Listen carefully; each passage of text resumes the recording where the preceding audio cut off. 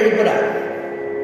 இந்த பாசுரத்தினுடையதான விசேஷம் என்னன்னா, ஆயர்பாடியில் அப்போ உள்ளே இருக்கிறவ சொல்கிறா, ஆயர்பாடிக்கு பரதேவதன்னா கிருஷ்ணன் தானே, நீங்கள் எல்லாம் கிருஷ்ணன் தானே பாடணும். நீங்கள் ராமனை பாடின்னு சொல்லிட்டு இருக்கேளே, ராமனை நம்ம பாடணும். கிருஷ்ணன் பெண்ணின் வருத்தம் அறியாத பெருமான். பெண்ணுடைய பெண்ணெல்லாம் இதோ வரேன்னு சொல்லுவான், ஏமாற்றிடுவான், ஏலா பொய்கள் உரைப்பார், புறம்போல் உள்ளம் கரியான். அப்படிப்பட்டவன் தானே கிருஷ்ணன். நீங்கள் ராமனை தானே நீங்கள் பாடணும். ராமனை பாடினா ஒரு பெண்ணுக்காக தான் வருந்தி, ஒரு பெண்ணுக்காக உண்ணாமல் இருந்து, ஆகாரமெல்லாம் சாப்பிடாமல் இருந்து பெண்ணுடைய வருத்தம் அறிந்த பெருமான் அப்படிங்கிறார். இந்த பாசுரத்தில் ஆரம்பிக்கச்சேயே ராமனை பற்றியும் இல்லாமல் கிருஷ்ணனை பற்றியும் மாற்றி மாற்றி பாடுவார். இந்த பெரியாழ்வாரே பாடும் பொழுது ராமனை பற்றி சொல்கிறார், அடுத்த பாசுரத்தில் கிருஷ்ணனை பற்றி சொல்கிறார். இப்படி மாற்றி மாற்றி பாடுவார் பெரியாழ்வார்.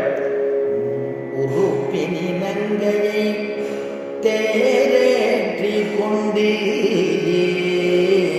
ஒரு பிணி நங்கையை தேரேற்றி கொண்டு, விருப்பொற்று அங்கே விரைந்தெதிர் வந்து, செருக்குற்றான் வீரம் சிதைய தலையை சிதைத்திட்டான் வன்மையை பாடிப்பத, தேவகி சிங்கத்தை பாடிப்பத.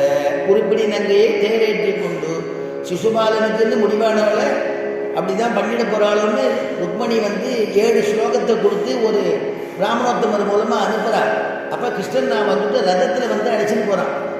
அதனால் இந்த வரக்கூடிய ஒரு பாபத்தில் பெரியாழ்வார் உருப்பிடி நங்கையை தேரேற்றி, உருப்பிடினா ருக்மணின்னு அர்த்தம், தேரேற்றி கொண்டு விருப்புற்று அங்கே விரைந்து எதிர் வந்து அவனுடைய செருக்கு தீரும்படியா அவனை அவமானப்படுத்தும்படியாக செருக்குற்றான் வீரம் சிதைய தலையை சிதைத்திட்டான் அப்படின்னு அந்த பாசுரத்தில் அனுபவிக்கிறார். அடுத்த பாசுரத்திலேயே மாற்று தாய் சென்று வனம் போகே என்றிட, ஈற்று தாய் பின் தொடர்ந்து எம்பிரான் என்றட, கூற்று தாய் சொல்ல கொடிய வனம் போன, சீற்றமிலாதானை பாடிப்பத, சீதை மணாளனை பாடிப்பத, மாற்று தாய் சென்று.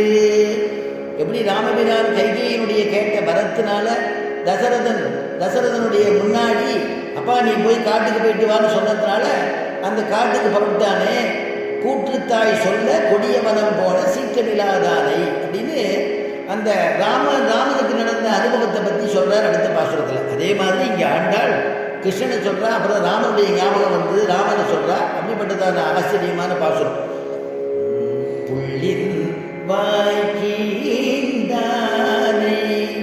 பொல்லா அரக்கனை, புள்ளின் வாய்க்கீண்டானை, புல்லுன்னா பட்சி, புள்ளின் கீண்டாக இதில் பகாசுரன் அப்படிங்கிற அந்த இது என்ன பண்ணித்தான் மலையில் கிருஷ்ணன் அவனுடைய தோழர்களோட விளையாட வந்த பொழுது ஒரு மலை மாதிரி அப்படி வாயை திறந்துன்னு உட்காண்டிருந்துதான்.